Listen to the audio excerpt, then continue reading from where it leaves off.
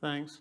Kamal, you have started a new news organisation, the News Movement, and that, my sense is aimed at addressing some of the issues that we're talking about here today, which is this issue of trust, this gap in belief. And we've seen, haven't we, in the last probably 5 years, an expectation that rising levels of education would make for a more critical, a more informed, a more demanding audience, a more demanding citizenry.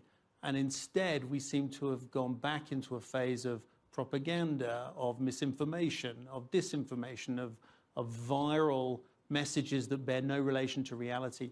What do you think something like the News Movement can do in this environment? And what do you think media more broadly can do to help bridge this gap? Well, look, first, thank you so much, Adrian and Professor Schwab, for inviting us along. We're a very young company, as you say, just been in beta at the moment for the last 3 months. I'm moved tremendously by the stories of you four. And I think Professor Schwab nailed it when he said the decision-making for people who make decisions, average age is 55, and the people affected, their average age is 29.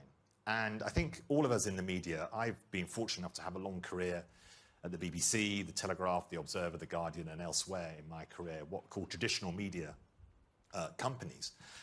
For all of us, we are aware that there has been this big shift in trust.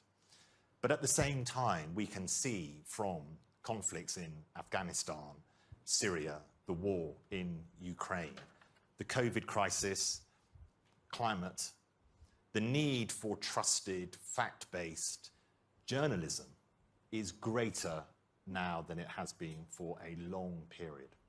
But there is a gap, as you say, Adrian, and we know that because of that gap, because of the way the media operates and maybe who makes too many of the decisions, that younger people particularly have an issue around trusting the media. And we saw from the Edinburgh Trust Barometer yesterday that the media, governments, business all have this issue around trust.